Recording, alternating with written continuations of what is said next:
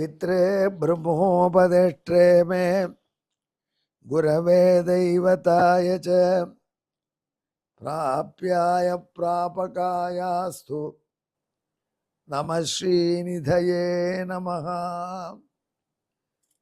நன்றி, வணக்கம். நமோ வெங்கடேஷாய வெங்கடத்துறைவார்க்கு நம.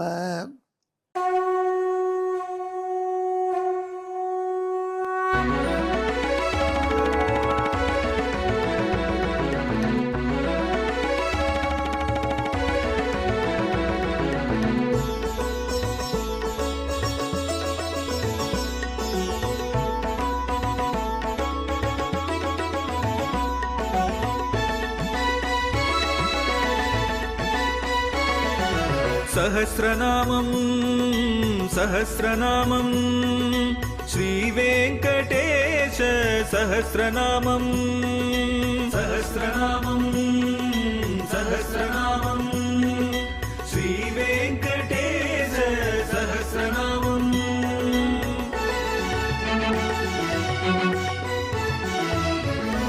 உலகில் கலிவினை தோஷம் அகற்றும் நாமம் சஹஸ்ரநாமம். உயர்வுகளை வாழ்வில் அளிக்கும் நாமம் சஹஸ்ரநாமம். திருமலையில் தினம் அர்ச்சனை நடைபெறும் நாமம் சஹஸ்ரநாமம். திருவேங்கடனின் தரிசனம் காட்டும் நாமம் சஹஸ்ரநாமம்.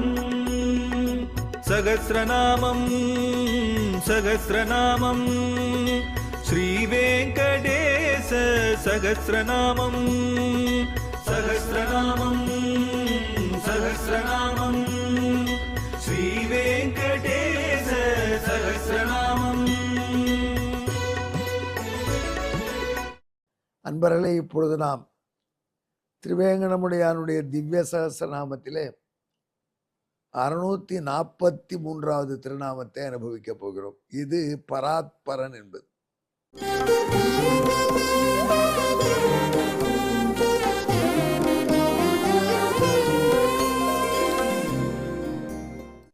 அந்த காலத்துல பாணாசுரன் ஒருத்தர் தான்.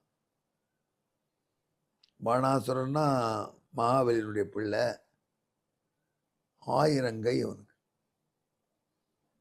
அதனால 1000 கையும் வைத்துக்கொண்டு பரமசிவன் நர்த்தனம் ஆடும் பொழுது மத்தளம் தட்டுவான். 2 கையிலே தட்டினாலாம் லோகத்தை அதிர வச்சுருவாங்க. 1000 கையில் அசுரன் தன் வலிமையை தவிர மத்தளம் தட்டினா ஊழிக்காலத்தில் நடனமாடுற பரமேஸ்வரனுடைய டான்ஸுக்கு பொருத்தமாக இருக்கும். இந்த டான்ஸ் ஆடும் பொழுது புல்லாங்குழலும் வாசிப்பாங்க. இது ஒரு பக்கம் பயங்கரமான வாத்தியம். இது அது ஒரு குழலிருது யாழிருது என்பதுன்னு ரொம்ப மைல்டு சாஃப்ட் சேம்பர் மியூசிக். இந்த கும்பகோணத்தில் நாகேஸ்வர சுவாமி கோயிலும் ஒரு சிவாலயம் இருக்கு. அது குழந்தை காயாரோகணம்னு தேவாரத்தில் பாடல் பெற்ற திருத்தலம். அந்த நாகேஸ்வரர் கோயிலில் ஒரு புறப்பாடு அப்பெல்லாம் நடக்கும், கேள்விப்பட்டிருக்கேன். அதாவது மார்கழி திருவாதிரை என்று அங்கு கோயிலோட நடராஜ பெருமான் அவர் ஊர்வலம் வருவார். அந்த திருவாதிரை அன்று அவர் ஊர்வலம் வரும்பொழுது கூட பெருமாள் வேணுகோபால்னு அந்த கோயிலில் இருக்கார். அவரும் ஊர்வலத்தில் வருவார். சிவன் கோயிலுக்குள்ள பிராகாரத்தில் புறப்பாடு. அப்போது அவர் புல்லாங்கல் வாசிட்டு வருவார். நம்ம பாணாசுரன் டுக்கு டுக்குன்னு அடிச்சுட்டு வருவோம். அதெல்லாம் பாணாசுரன் நினச்சின்னா நம்மளை மாதிரி இந்த புல்லாங்குழல் உதரவனும் சிவபெருமானுக்கு ஒரு தொண்டன் அவருடைய எண்ணம் போல இருக்கு. அதெல்லாம் சிவபெரும் வேணுகோபாலன்ட்டெல்லாம் அவனுக்கு லட்சியம் கிடையாது. பாணாசுரன் இப்படி 1000 தோளா 1000 கைகளால் தனக்கு மத்தளம் தட்டதை கண்டு பயந்து பரமேஸ்வரன் சொன்னார், பாணா, உனக்கு எப்பேற்பட்ட எதிரி வந்தாலும் நான் வந்து பக்கத்தில் இருந்து யுத்தத்தில் உனக்கு துணை நிற்பேன்கார். இத்தனை தேவர்கள் என்ன வணங்குற பரன் நான். அதனால நான் உனக்கு துணை நின்னா அப்புறம் ஊரில் உனக்கு எப்படி தோல்வின்னு சொல்லிட்டார். பரமசிவனாகிய பரன் தனக்கு சார்பில் இருக்கான்னு அப்புறம் அந்த ஆள் எப்படி பிஹேவ் பண்ணிப்பானுங்களை பார்த்து. ஏற்கனவே அசுரன் அவனுக்கு வேற பரமசிவன் ப்ராமிஸ் பண்ணிட்டார், போரிலே நான் உனக்காக வந்து போராடுவேன்னு.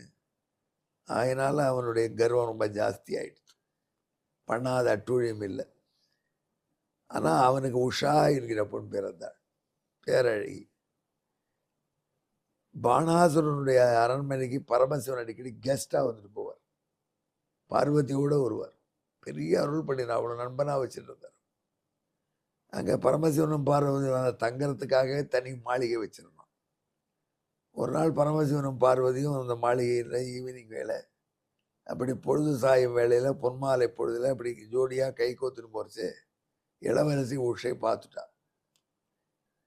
இந்த டீனேஜ் பண்ணதை பார்த்த உடனே உன் மனசில் நமக்கும் இந்த மாதிரி நாள் எப்போ கிடைக்கும் செட்டும் கவர்ச்சி, இனக்கவர்ச்சினால் தோறிடுத்து. அதை பார்வதி உணர்ந்தா. அதனால் அந்த பொண்ணை கூப்பிட்டா, பயப்படாத, இன்றைக்கு துவாதசி மகாபிரதோஷம், அதனால் இவரும் நானும் இப்படி உல்லாதினோம். அடுத்த துவாதசி விடியற்கால ஒரு கனவு காண்பா, நீ கனவு காண்பாய். அந்த கனவில் ஒரு இளைஞன் வருவான், அவன் தான் உன்னுடைய கணவன். அவனை திருமணம் செய்து கொண்டு சந்தோஷமாக இருந்துட்டான். அந்த நாளுக்காக காத்திருந்தா உஷா. அந்த நாளில் கனவுல அந்த இளைஞன் தோன்றான். உடனே அந்த இளைஞன் அப்படியே மனசில் வச்சுட்டான்.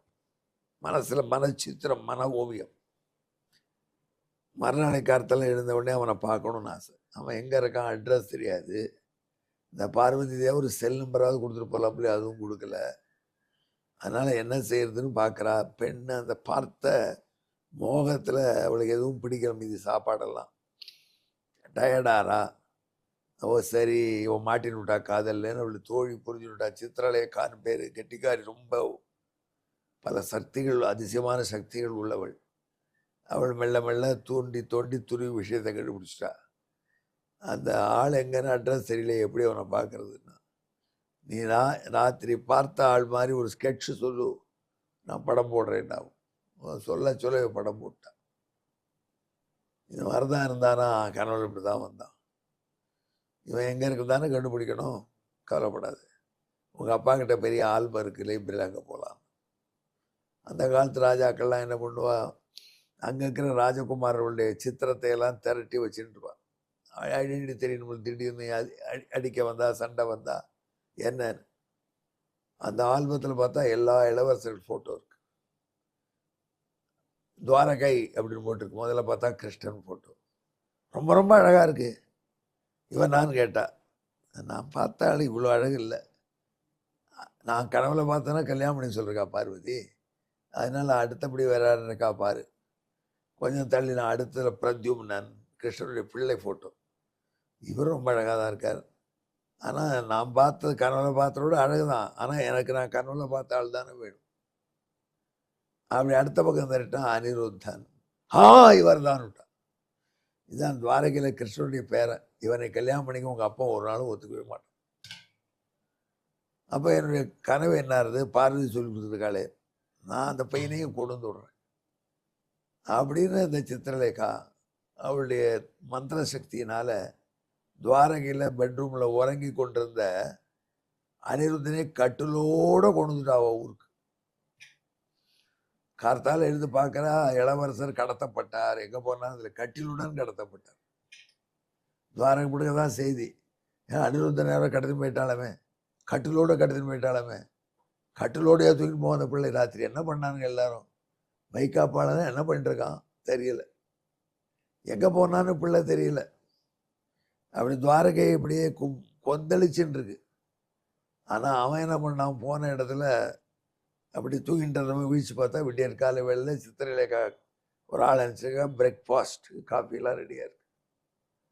இங்கே வந்தோம், இது எந்த இடம் அப்படின்னா உஷா கள்ளப்பட்டா. அவ்வளோதான், அவனுக்கு ஊரெல்லாம் ஞாபகம் வரல, இங்கே இருந்து உள்ளான்னுட்டான்.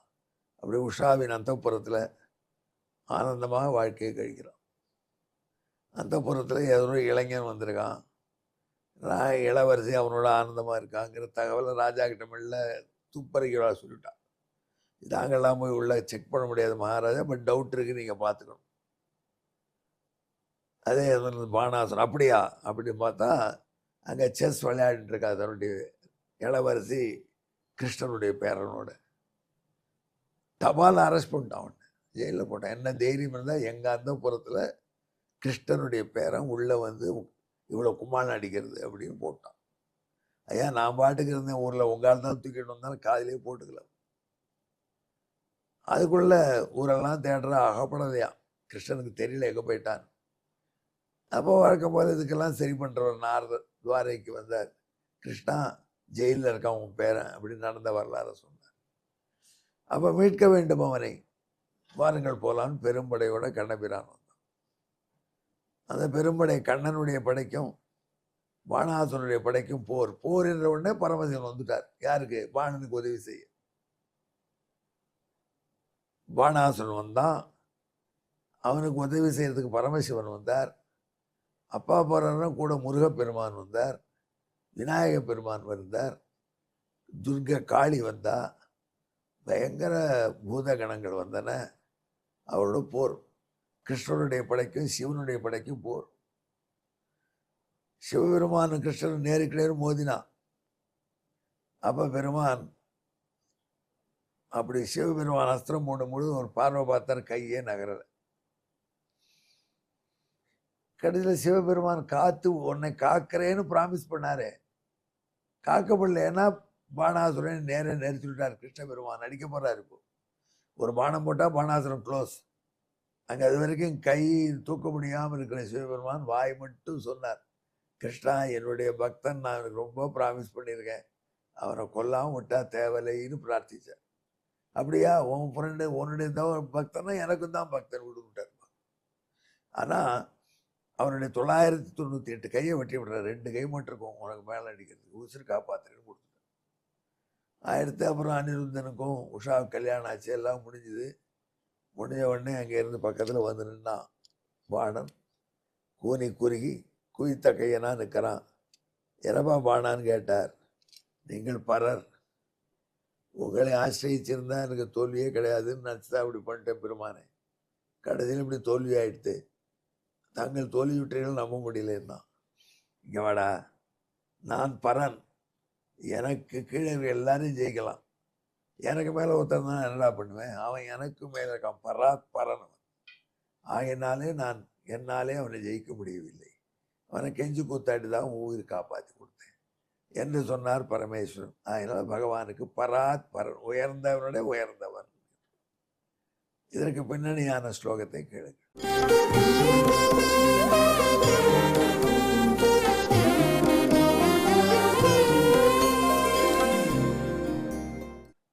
அகம் பரோ ரக்ஷணமாதனோமி சர்க்கேரணே சத்ருதயித்யுதீர்ய பாணம் து கிருஷ்ணாதவிதும் ந சக்தः பராத்பரோயந்தி சம்புராக.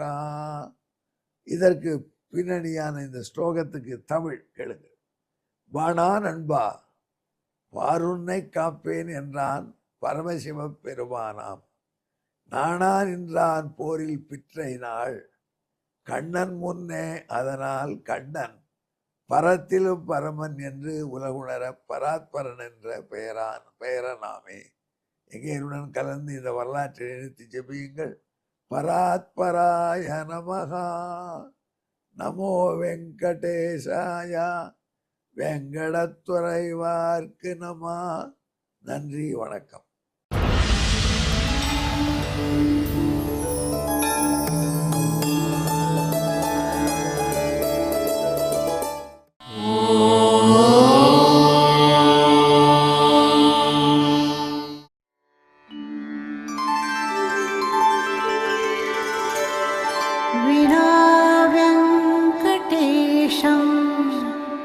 ननाथो ननाथः सदा वेङ्कटेशं स्मरामि स्मरामि.